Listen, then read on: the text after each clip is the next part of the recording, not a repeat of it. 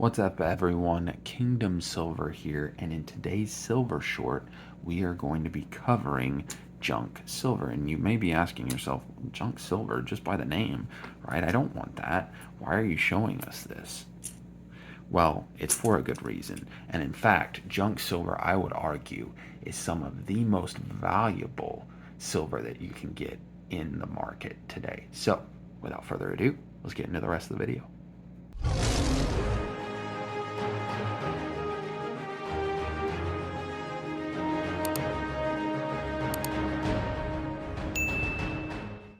Thank you so much for taking time out of your day and watching this Silver Short. As always, while I am a licensed CPA, I am not a financial advisor. Please, please, please do not take anything said in this video as financial advice. Take control of your own financial freedom, your financial future. Do your research, take the information here, look into it, consult your own personal financial advisor, and make the decision that is best for you and your family.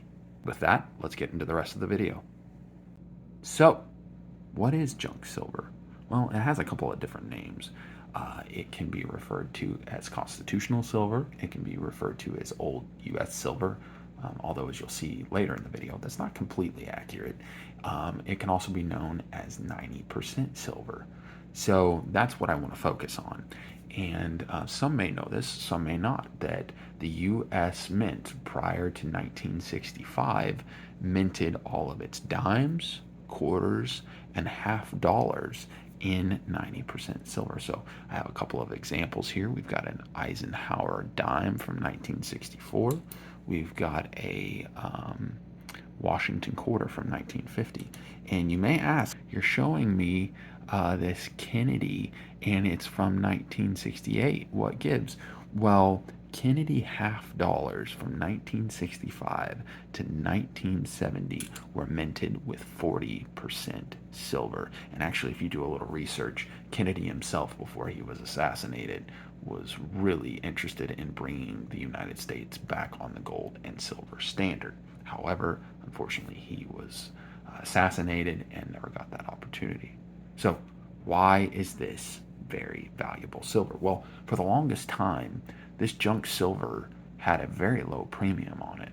And because of the fact that you can see here, it's fractional.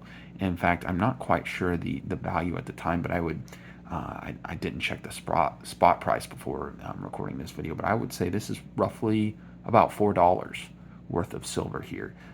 This dime probably in the like $1.60 to let's say $2 range, probably closer to the 160 with the spot price being low as of the moment of recording this. I'm not quite sure on the math of the 40% Kennedy. I believe that typically if it was a 90%, it'd be around $8, I believe. Regardless, why is this valuable? Well, it's fractional silver. And to actually get fractional silver that's privately minted, it's pretty expensive.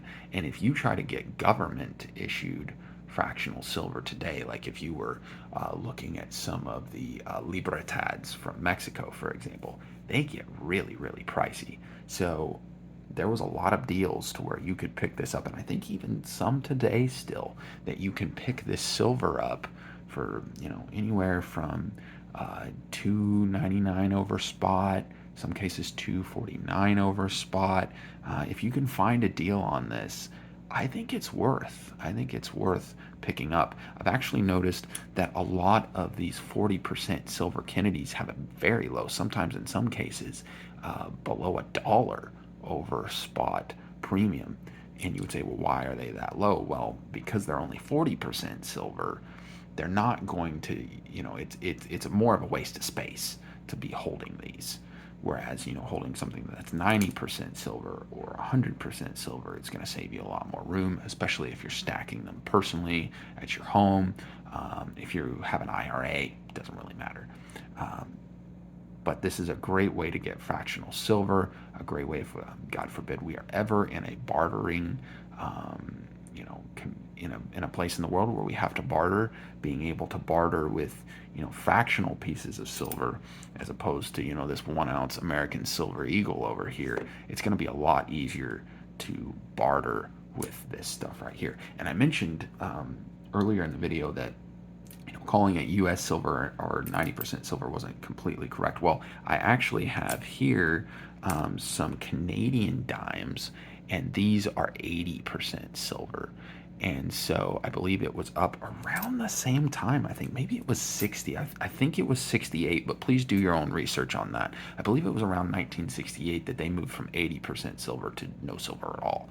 So if you can even find some of these dimes, the Canadian dimes, some of their half dollars and quarters, kind of a similar story as to the US as well. And there may be some other municipalities, some other governments that were like that.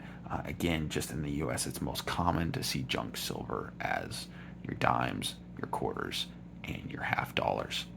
That will be it for today's Silver Short. Hope you enjoyed it. Thank you so much for watching.